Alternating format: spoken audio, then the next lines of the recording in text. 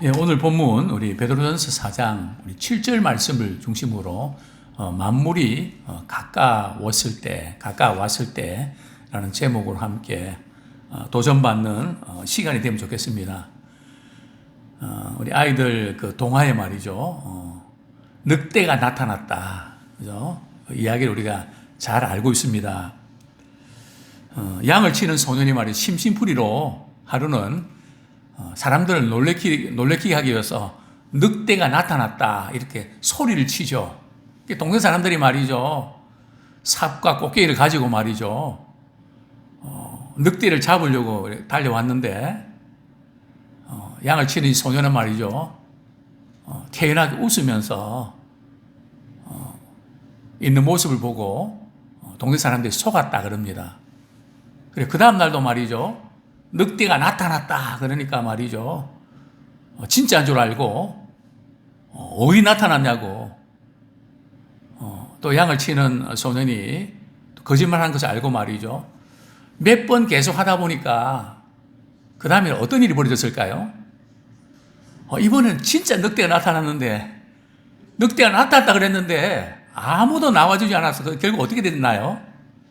양을 치는 소년이 늑대에 잡혀 먹었다는 이야기 아닙니까? 그죠? 그게 바로 저는 오늘 이제 말씀을 준비하면서 만물의 마지막이 가까웠다 하는 이 말세 신앙, 이 종말 신앙이 언제부터인가 이렇게 많이 흐려져가는, 정말 제가 이렇게 초등학교 때만 해도 천둥 소리만 들려도 그게 나팔 소리처럼 들렸거든요. 주님 오시는가 보다. 꿈도 말이죠, 예수님 오시는데 내가 준비가 안 돼서 어떡하지, 발로 막 차다가 말이 놀라서 깨어났던, 그리고 이 요한계시록에 대한 책을, 성경을 또 얼마나 많이 읽었는지, 그러면서 우리 이제 아이들이 말이죠, 숨바꼭질 하면서 이런 놀이 했거든요. 어디까지 왔노? 그때 어리 있을 때 놀았던 그 부분들이 말이죠, 저는 이 종말에 대해서 지금 주님이 언제 오시는가, 지금 이 역사의 시점이 어디까지 왔는가 하는 것을 돌아보게 되는데요. 자, 먼저 우리 부정적인, 종말 신앙에 대한 부정적인 어떤 생각들이 많이 있습니다. 특별히 한국 교회에 대해서 잠깐 말씀드리면, 한국 교회는 일제시대부터 정말 이렇게 고난이 너무 컸죠. 또 제가 이제 오늘 토지 개혁에 대해서, 교육에 대해서 이승만 대통령이 썼던 그 이제 간단한 책을 좀 읽었는데요. 참 우리나라 그때 사회 분위기가 소장농과 자장농, 그리고 양반, 그죠? 그리고 이제 뭐 백정, 그래서 완전히 그 신분 사회 아닙니까? 그죠? 특별히 여자들은 공부를 했나요? 교육 안 시켰거든요. 뭐 말도 말이죠, 뭐 언어도 안 가르쳤으니까요. 그래서 이제 고종 황제 미움 받아서 말이죠, 결국은 한성 감옥에 갇히지 않습니까? 왜냐하면 임금이 있는데 신분 철폐하고 이러니까 말이죠, 뭐 민주주의 해야 된다고 그러니까 뭐 당신은 이해가 안 됐던 거죠. 정말 이런 어떤 시대에 참 종말 신앙이 굉장히 강했죠. 그러다가 1992년 다미 선거에서 말이죠, 저도 그때 잠 안 잤습니다. 물론 예수님 그때 안 오실 줄 알았으니까요.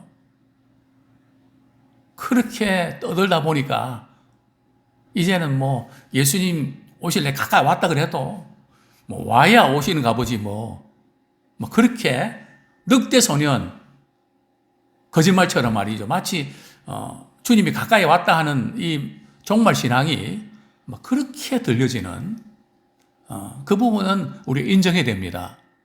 또 이제 말세 신앙에 대해서 이야기하게 되면 뭔가 좀 소설 같은 현실성이 좀 떨어져 있는 뭐 그런 느낌.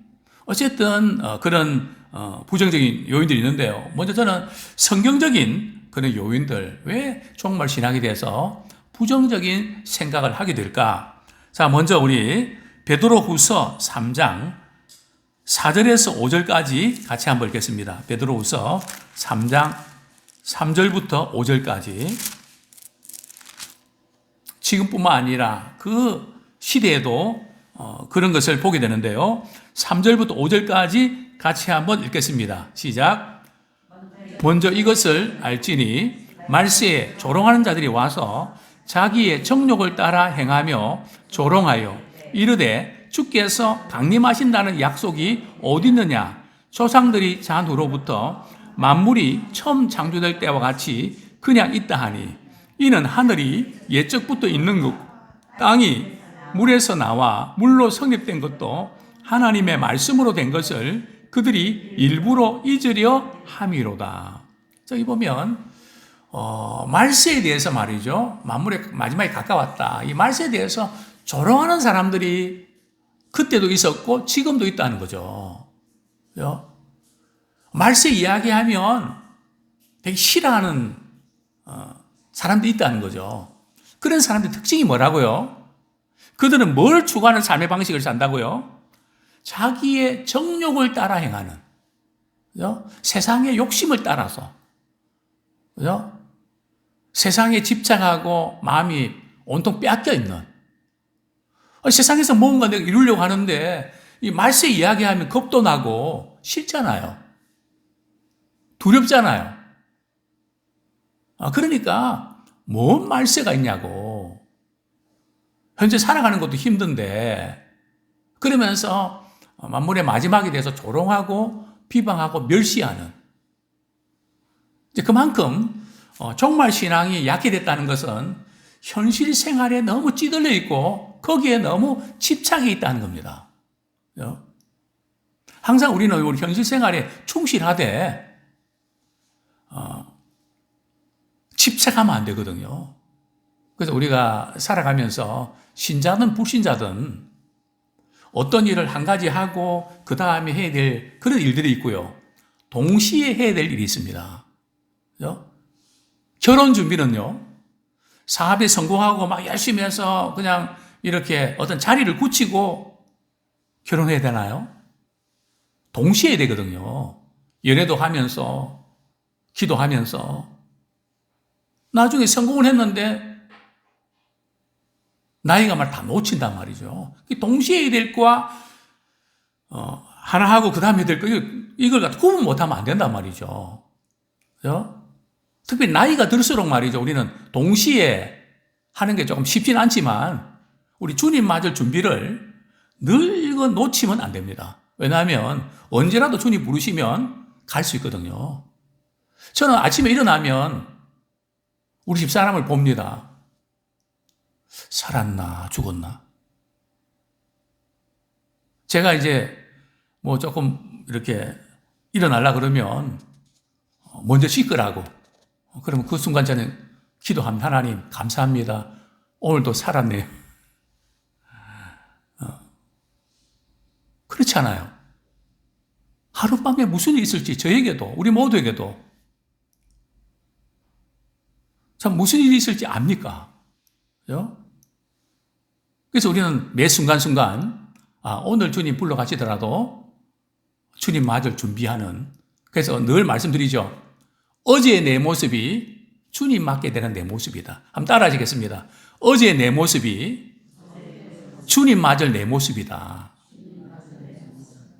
그래서 매 순간순간 주님 맞을 준비하는 그런 지혜로운 우리 다섯 처녀가 되기를 소원합니다. 자, 두 번째에 당시의 성도들은 이런 생각을 갖고 있었죠. 4절에 보면 주께서 강림하신다는 약속, 여기에 주께서 강림하는 건 재림을 의미하잖아요. 그죠? 그런 약속이 어딨냐? 그죠? 지금까지 뭐 만물의 마지막에 가까이 왔다 그랬지만 뭐 하늘과 땅과 뭐 강과 바다 그것이 그대로 있지 않냐?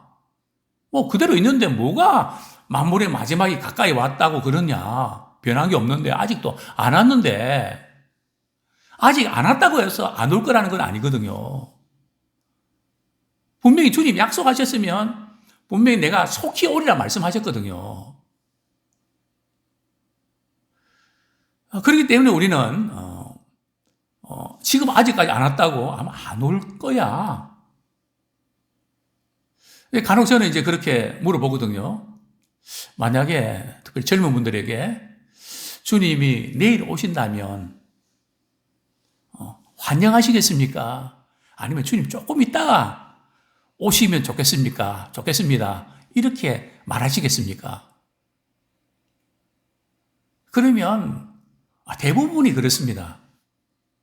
개또는 타야죠. 은행 적금 드는 건 타야죠. 내가 부었던 것을 찾아야죠. 그 다음에 오시면 좋겠습니다. 물론 우리 현실적으로 그럴 수 있죠. 그러나 우리 마음속에는 주님의 오시는 것에 대해서 간절히 기다리고 사모하는 그게 참 약하다는 거죠. 제가 이전에 한 말씀 드렸습니다. 경기도 강주에 계신 고모님. 한번 고모님 댁에 갔는데 그렇게 좋아할 수가 없습니다. 그러면 찬양을 부르십니다. 나가난 목지 귀한 성에 들어가겠네. 그러시면서 말이죠. 저를 향해서 나 천국 간다. 그렇게 좋아하시는 거예요. 그 모습을 보면서 나도 목회자지만 저렇게 좋아하나? 저 아닌 것 같더라고요. 그럼 난 뭐지? 부끄럽기도 하고. 그래요? 아마 이거 또 우리의 모습일 수 있단 말이죠. 뭐 그대로 있는데 주님 오실 날이 강림하는 약속이 어디 있냐? 뭐 지금까지도 안 왔는데 그러면서 또 이렇게 그럴 거다 하는 그 생각이 머물러 있단 말이죠. 자, 세 번째로 5절 말씀 다시 한번 읽겠습니다. 시작. 이는 하늘이 예적부터 있는 것과 땅이 물에서 나와 물로 성립된 것도 하나님의 말씀으로 된 것을 그들이 일부러 잊으려 함이로다. 그죠? 모든 것이 하나님의 말씀대로 이루어지고 있거든요. 그냥 그대로 있는 게 아니라 하나님 말씀대로 역사가 흘러가고 있단 말이죠. 그런데 하나님 말씀대로 되는 것을 말이죠. 일부러 자꾸 잊으려고 한단 말이죠. 왜요? 세상에 어떤 욕심이 있는데 그 말씀을 자꾸 기억하면 마음이 안 좋거든요. 그래서 하나님의 말씀을 자꾸 지어보려고 하나님 눈 좀 감아주세요. 왜요? 사실 우리가 하나님의 말씀을 늘 기억하고 생각해야 되는데 하나님의 말씀을 일부러 말이죠. 자꾸 이렇게 잊어버리면서 내가 하고 싶은 거, 내가 욕심 부리고 싶은 거 이 부분들 해도 괜찮은 것처럼 그렇게 자꾸 잠재고 있단 말이죠. 이게 또한 우리의 연약한 모습이 아닌가 생각이 됩니다. 자, 그 다음에 이제 우리 만물의 마지막이 가까이 왔다 하는 부분에 대해서 좀 긴박한 그런 우리 태도를 가져야 되는데요. 왜 그렇게 그런 태도를 가져야 될까요? 자, 몇 가지 세상에서 일어나는 징조를 우리가 보면서 성경 말씀을 가지고 확인해야 되는데요. 예수님이 오시는 그때가 어느 때와 같다 그랬죠? 두 가지 말씀드렸죠. 첫 번째는 노아의 홍수 때와 같다. 노아 홍수 때 뭐 했는데요? 시집가고 장가가고 물건을 사고 팔고 그게 잘못된 건가요? 영업하고 장사하는 게 잘못된 걸까요? 그렇지 않습니다. 그건 정상적인 생활 패턴이죠. 문제는 그냥 거기에 매달려 갖고 말이죠.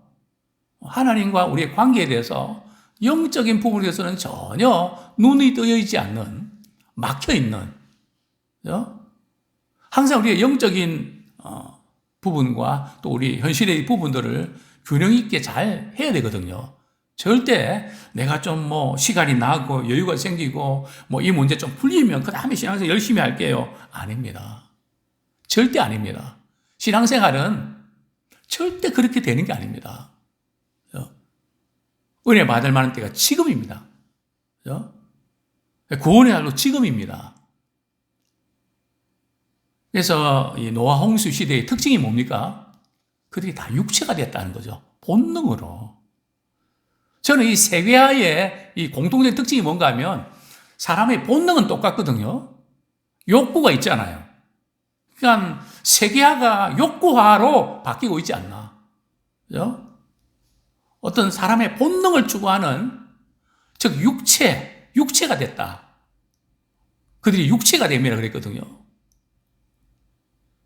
이런 삶의 방식. 자, 그 다음에는 또 어느 때와 같다고요? 소돔과 고모라의 때와 같다. 이게 바로 동성애기도 하고 성적인 타락 아닙니까?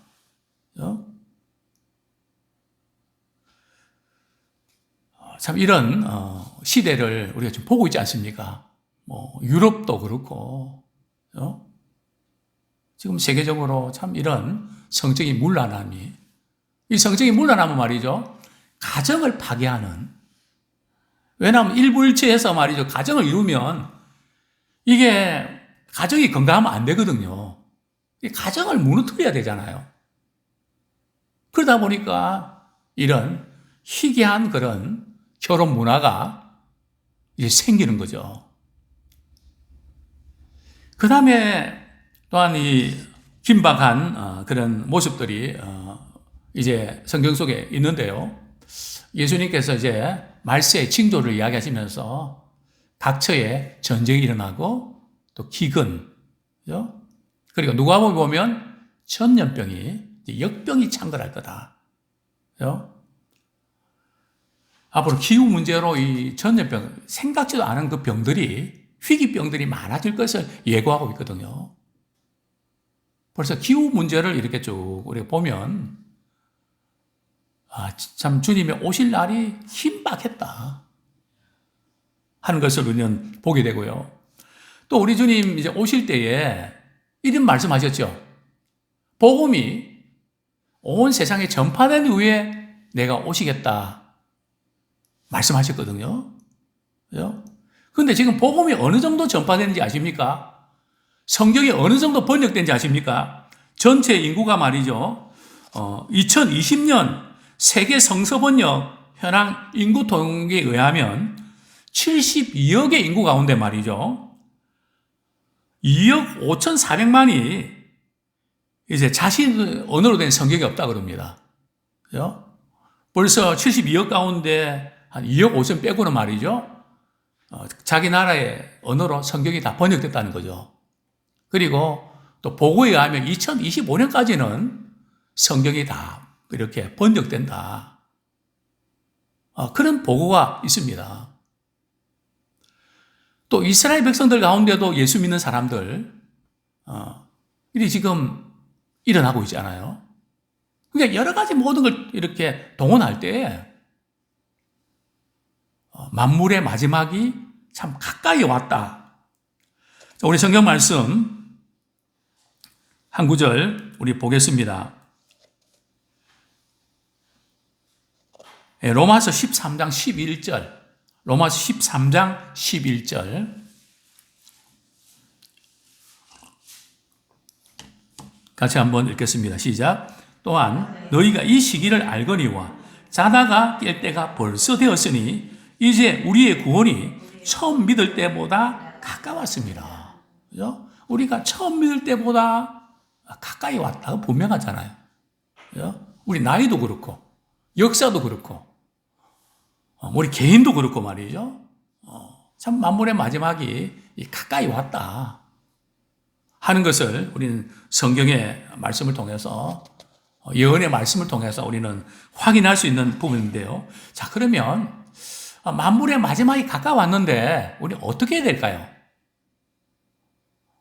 어떻게 하는 것이 잘 준비한다고 할 수 있을까요? 우리 베드로전서 4장 7절 말씀 다시 한번 같이 읽겠습니다. 4장 7절 시작.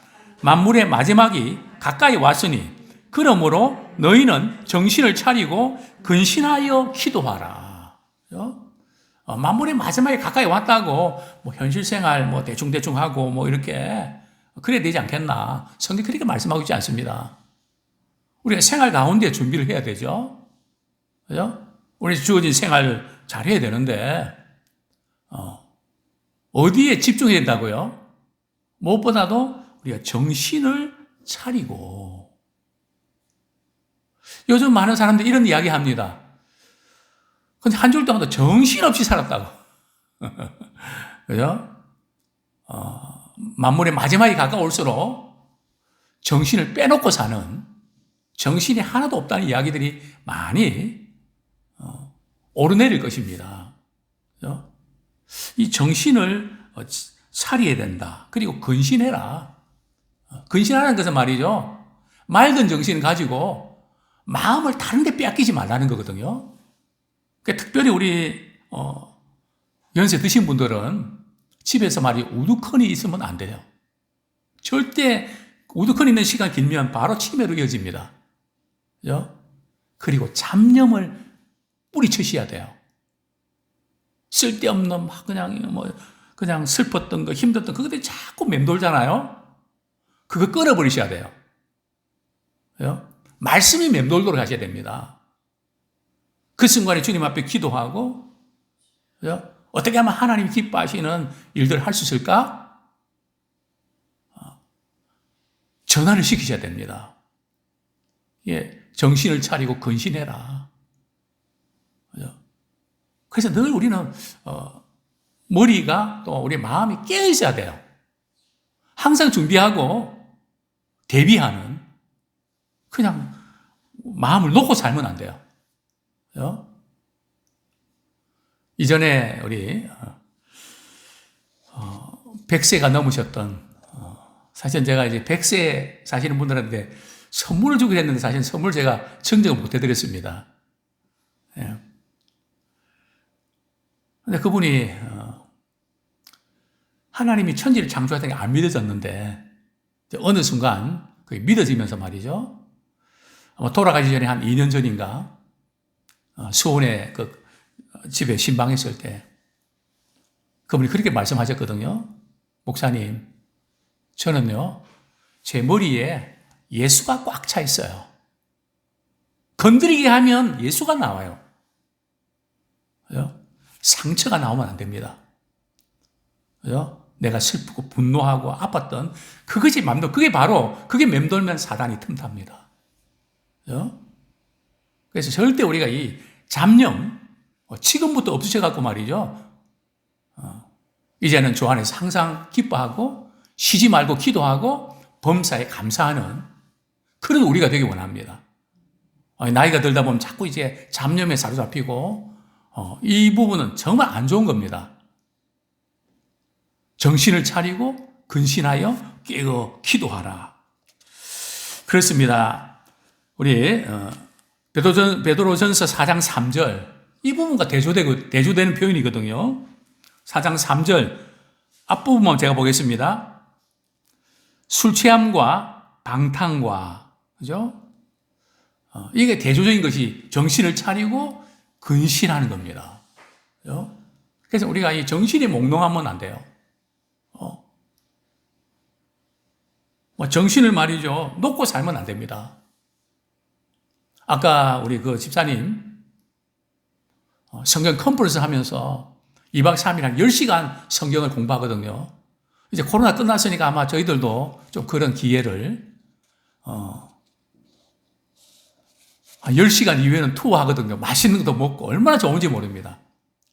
성경 전체를 이렇게 재밌게 읽을 수 있는 그런 근데 그분이 낮에 주무시지 않더라고요. 조금 피곤할지 텐데 집사님 좀 주무세요. 그러면 이런 말씀하세요. 내가 왜 안 자는지 아세요?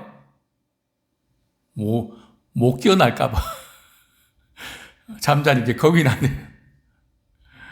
참 그 말씀이 무슨 의미인지 생각하게 되는데 우리가 늘 정신을 차리고 있는, 깨어있는. 그렇습니다. 이제 우리 몇 가지 실천 과제를 드리고 말씀 뵙겠습니다. 우리는 상황이나 환경, 어떤 사람이나 거기에 흔들리지 말고 주님만을 바라보면서 마음의 중심을 잘 잡고 살아가기 원합니다. 오늘 우리 이 시대는 정신 차리기 어려운 시대입니다. 왜냐하면 편해진 게 너무 많거든요. 육신이 편해지면 영적으로는 안주하게 안위하고 나태에 빠지기 쉽습니다. 그래서 우리가 정신을 차려야 할 때입니다. 만문의 마지막이 가까웠기 때문에 그렇죠. 또 우리가 마음 빼앗길 때 얼마나 많습니까? 이 스마트폰 보면 말이죠. 이게 뭐 별의별 게 다 있잖아요. 그죠? 뭐 엄청난 정보들이 뭐 다 있잖아요. 그죠? 저도 이제 뭐 이렇게 글을 쓰면 말이죠. 하루에 구독자 수들이 한 100명이 넘더라고요. 그죠? 하여튼 뭐 100명이 넘는 사람이 보고 있다는 거 아닙니까? 그죠? 뭐 볼거리 얼마나 많습니까? 그죠? 그러니까 정신을 차릴 수 있도록 빨리 돌아가기 때문에 우리는 늘 영적으로 깨어서 우리 주마절 준비하는 지혜로운 우리가 되기 원합니다. 기도할 때 말이죠. 하나님의 관점이 열립니다. 내 생각 꽉 차 있다가 내 감정에 사로잡혀 있다가 기도할 때 말이죠. 하나님께서 거기서 벗어날 수 있도록 하나님의 관점을 또 우리가 말씀을 들을 때 하나님의 관점이 열리고요. 그래서 우리가 정신이 드는 거죠. 내가 지금 이렇게 살면 안 되지. 그리고 우리가 돌아보게 되죠. 이제 말씀 뵙겠습니다. 만물의 마지막이 가까워 있을 때 우리의 생각과 기도를 점검하셔야 됩니다. 내 생각이 지금 어디에 지금 빼앗겨 있는가? 과연 나의 기도 생활은 어떠한가? 다시 한번 점검하면서 지혜로운 그런 다섯 처녀가 될 수 있기를 소원합니다.